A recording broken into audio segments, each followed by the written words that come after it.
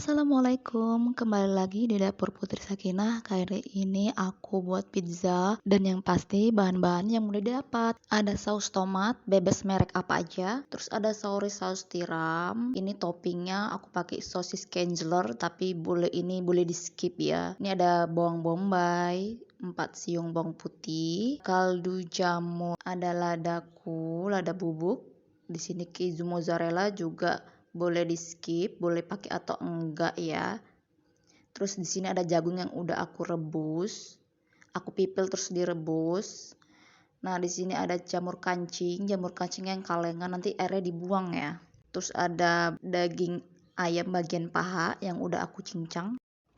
Oke lanjut, ini aku rajang-rajang tipis-tipis jamur kancingnya. Terus di sini aku potong-potong sosisnya bulat-bulat gitu aja. Boleh memanjang, ini suka hati ya. Terus ada keju mozzarella aku parut biar gampang naburinya. Bawang putihnya aku rajang cincang-cincang gitu.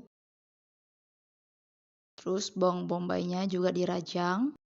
Kalau udah siap ngerajang-rajangnya, lanjut. Di sini aku mau menumis sosis dan juga jamur kancingnya. Numisnya ini bentar aja ya, pakai minyak sedikit. Yang penting dia agak matang sedikit, udah angkat, nggak perlu lama-lama. Karena supaya nanti waktu dipanggang, toppingnya itu benar-benar mateng.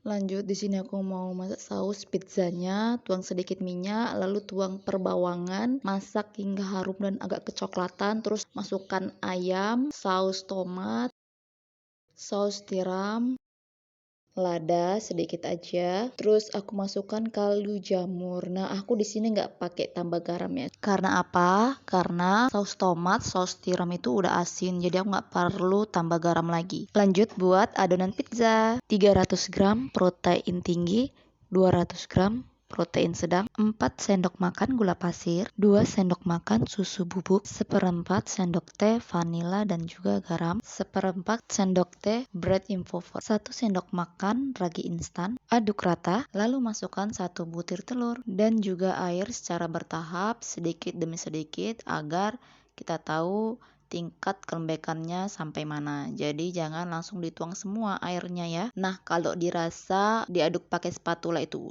sudah payah, lanjut pakai tangan. Sebelumnya tangan aku udah dicuci bersih ya. Nah, kalau adonan sudah mengepal seperti ini, tambahkan 2 sendok makan margarin. Lalu lanjut diulen sampai setengah kalis. Kalau capek boleh pakai hand mixer ya. Nah, jika sudah seperti ini, lanjut aku mau mencetak. Jadi di sini aku skip bagian proofingnya. Terus di sini aku bagi-bagi jadi 4 bagian karena ini adonannya bisa dapat 4 loyang gitu ya. Lalu aku bentuk bulat-bulat seperti ini agar mudah digilas. Terus aku kasih sedikit tepung terigu di alasnya dan juga di rolling pin. Gilas perlahan hingga mencapai diameter 22 cm. Nah, kalau udah lebar seperti ini, baking papernya aku kasih sedikit margarin supaya adonan pizzanya itu tidak lengket pada saat sudah matang. Pindahkan adonan ke atas baking paper, lalu ambil pinggirannya, lalu ditekuk ke dalam. Setelah itu ditekan-tekan supaya mirip pizza yang terkenal itu. Terus bagian tengahnya itu ditusuk-tusuk pakai garpu. Nah, setelah itu masukkan ke dalam loyang. Lanjut, aku mau ngasih topping. Di sini aku kasih saus pizzanya dulu.